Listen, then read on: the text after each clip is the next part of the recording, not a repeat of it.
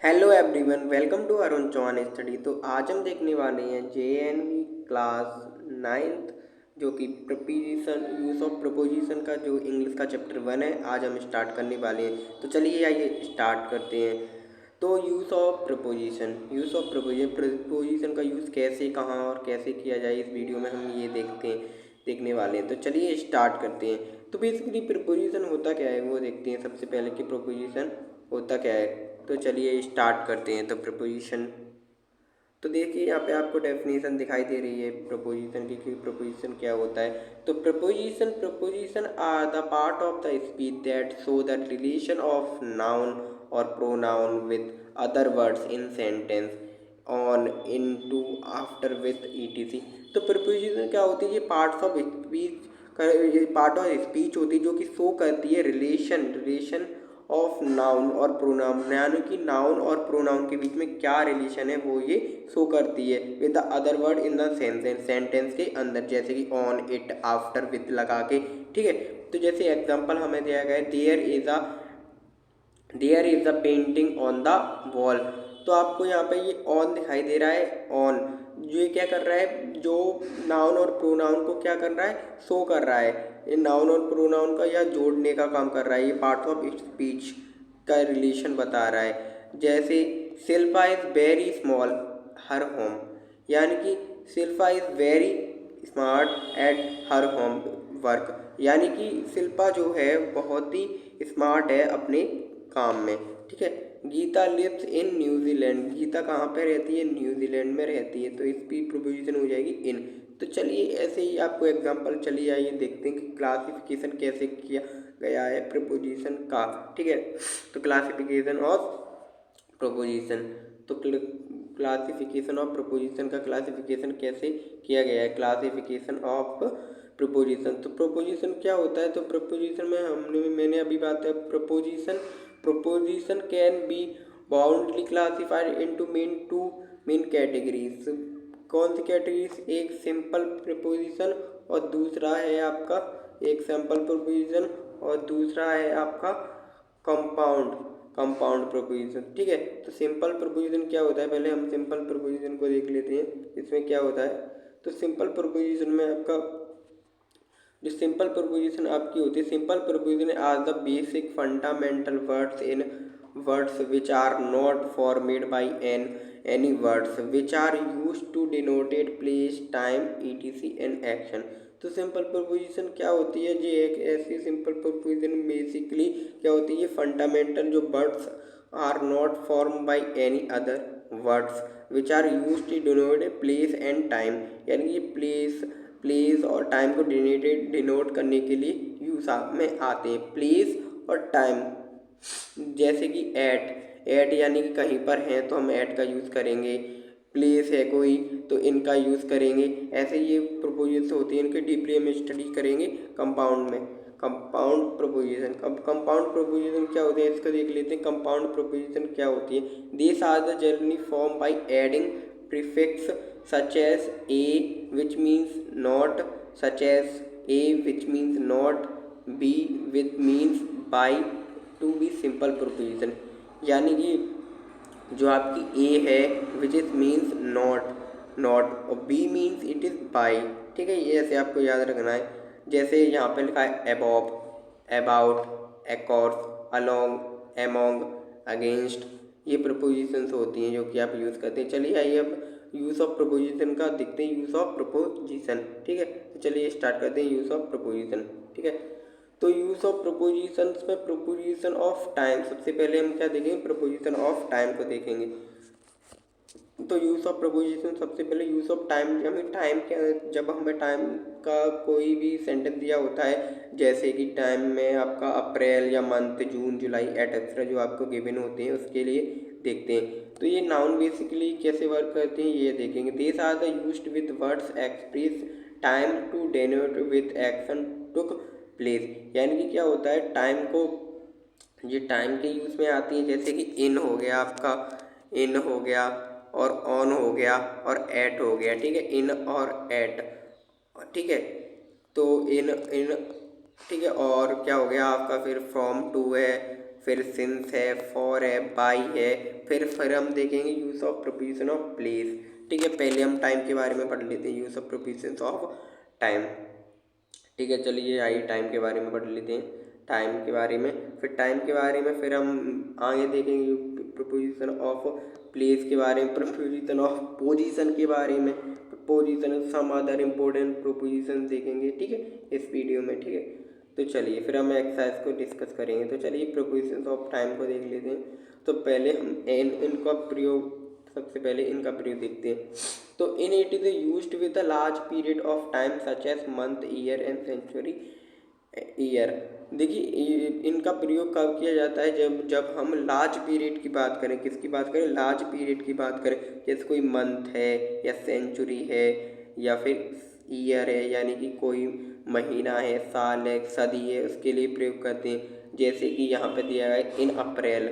इन अप्रैल, तो अप्रैल क्या है? हमारा मंथ है। अप्रैल क्या है? हमारा मंथ है, मंथ है। और यहाँ पे दूसरा गया है in the month of June. यहाँ पे मंथ की बोला है तो इनका प्रयोग है इन 1997, यानी कि ये किसकी बात कही जा रही है? किसी ईयर की बात की जा रही है। और यहाँ पे फोर्थ एग्जांपल में in the century, in the 20th century, यानी कि किसी सेंचुरी की बात की जा रही है, किसी सेंचुरी की बात की जा रही है। ठीक है, तो ये ऐसे इसका यूज़, और इसका यूज़ किसके लिए किया जाता है? और इसका यूज़ किया जाता है यूज्ड इन द सीजन, जैसे कि समर सीजन हो गया या विंटर सीजन हो गया। In summer season, in winter season इसका उपयोग करते हैं। It is also use for the part of the body, part of the body के लिए भी यूज़ करते हैं, पार्ट ऑफ द डे के लिए यूज़ करते हैं। ठीक है, पार्ट ऑफ द डे, जैसे in morning, in the morning, in the afternoon, in the night, ऐसे करके। एक्सेप्ट नाइट, यानी कि इस पर क्या कह रहा है? Night, dusk which take at. तो यहाँ पे एक एक्सेप्शन दिया गया है, जैसे कि आप दिन के पार्ट्स में यूज़ करते हैं, एक्सेप्ट आप नाइट के में नहीं कर सकते, एट नाइट होगा आपका, और ड्राउन के में नहीं कर सकते होता है। ठीक है, इसमें आपको एट का प्रयोग किया करना होता है, नाइट में, ड्राउन में या डस्क में, विच टेक प्लेस एट। चलिए अब ऑन का यूज़ देखते हैं, प्रोपोजिशन ऑफ ऑन का यूज़ देखते हैं, ऑन का यूज़ कैसे कहाँ किया जाता है। तो चलिए देखते हैं। तो ऑन इज यूज्ड किया जाता है डे के लिए, जैसे मंडे, फ्राइडे, ईटीसी, यानी कि कोई डे का नाम हो। ठीक है, उसमें क्या है? तब मंथ के बारे में बताया गया, इसमें डे के बारे में बताया गया है, जैसे मंडे हो गया, फ्राइडे हो गया। और डेट्स के कि 1 मार्च, जून, 1 जून जैसे। और third there are days follow by part of the day, part of the day के लिए, जैसे ऑन मंडे मॉर्निंग के लिए, मंडे इवनिंग के लिए, ऐसे करके इसका प्रयोग होता है ऑन का उपयोग। फिर देखते हैं ऐड का उपयोग। ऐड का उपयोग अभी आपको बताया, it is used with a point of time, कोई फिक्स टाइम के लिए, जैसे एट 6 PM, एट 9 o'clock, यानी कि 6 बजे, 9 बजे, ऐसे फिक्स टाइम के लिए इसका उपयोग किया जाता है। ठीक है, अब बढ़ते हैं हम किसमें? फ्रॉम और टू। फ्रॉम और टू का यूज़ कहाँ और कैसे होता है? ठीक है, फ्रॉम और टू का उपयोग कैसे और फ्रॉम और टू के उपयोग, it is used when start time. From यानी कि जब फ्रॉम का यूज़ कब किया जाता है? जब टाइम को स्टार्ट किया जाए या टाइम, कोई टाइम ख़त्म हो रहा हो, उसी को हम फ्रॉम। जैसे कि the guest lecture is from 2 PM to 3 PM, यानी कि जो लेक्चर है वो कब स्टार्ट होगा? 2 बजे से 3 बजे तक, यानी कि स्टार्ट होगा 2 बजे, ख़त्म होगा 3 बजे। दूसरा एग्जाम्पल है Ritu organized the cultural event in the college from her second year of final year, यानी कि वो कब या स्टार्ट कर रही है? Second year of the final year, यानी कि सेकेंड ईयर और फाइनल ईयर में वो क्या देगी? अपना कॉलेज में क्या देगी? एक इवेंट प्रोनाउंस कर रही है, कॉलेज में ऑर्गेनाइज कर रही है। ठीक है, तो यहाँ पे एक नोट दिया गया है, नोट में क्या है? No proposition is used when noun of the time are precedes by last, next और this, जैसे last week, this month, next year. इसमें आपको प्रोपोजिशन, टाइम ऑफ प्रोपोजिशन का यूज़ जो है यूज़ नहीं करना है। ठीक है, इसमें ये बोला गया है। देखिए सिंस का उपयोग कब किया जाएगा? सिंस के उपयोग में आपको बताया गया है, सिंस का उपयोग कब किया जाएगा? सिंस का उपयोग कब किया जाएगा? सिंस का उपयोग कब किया जाएगा। तो सिंस का बेसिकली आपका उपयोग किया जाएगा जब किसी निश्चित टाइम के लिए बताया गया हो, जैसे कि since it is generally used the perfect tense. कौन सी टेंस पे? परफेक्ट टेंस में इसका यूज़ किया जाता है। परफेक्ट कंटिन्यूअस टेंस में इसका उपयोग यूज़ किया जाता है with the point of time when the action is started. जैसे एग्जांपल में दिया गया है Anais has been waiting for the bus since 9 o'clock, यानी कि इसमें फॉर का यूज़ किया गया है प्रीपोजिशन में, और कब से?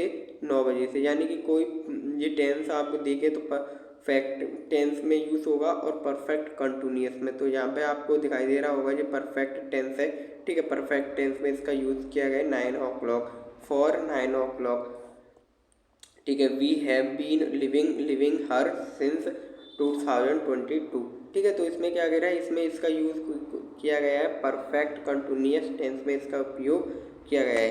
तो चलिए यही देखते हैं फॉर का यूज़।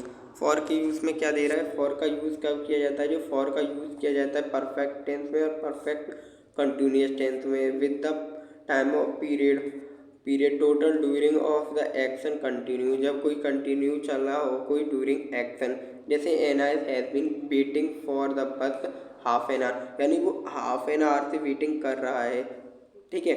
यानी कि we have lived her for 13 year, वो क्या कर रहा है, वो 13 साल से क्या कर रहा है, रह रहा है, यानी कि कंटिन्यूअस चल रहा है ना। During of the time of the action, यहाँ पे आपको दे जैसे total duration of the time action continues, ठीक है। तो यहाँ पे कंटिन्यू हो रहा है और यहाँ पे भी वो हार से उसका वेट कर ही रहा है, ठीक है। अब यूज़ करते हैं बाई का। बाई का यूज़ कैसे किया जाता है? बाई बहुत ही इम्पोर्टेंट है आपका। It is use to express the deadline, इसका यूज़ किया जाता है डेडलाइन के लिए। जैसे कि you must complete your work by this evening, यानी कि डेडलाइन दे, यू मस्ट, अब तुम्हें काम करना ही होगा, you must complete your work by this evening, इस इवनिंग के दौरान, ठीक है। दूसरा है my student will have got a government job by the end of the year, यानी कि जो मेरा विद्यार्थी है वो जो है गवर्नमेंट जॉब जो है ले लेगा, कब? इस साल के एंड में, ठीक है। तो ये था आपका प्रीपोजिशन ऑफ टाइम। अब नेक्स्ट वीडियो में देखें प्रीपोजिशन ऑफ प्लेस। तो वीडियो को लाइक करें, चैनल को सब्सक्राइब करें, जिससे कि आपको नोटिफिकेशन हर वीडियो के मिल जाए। Till then thank you.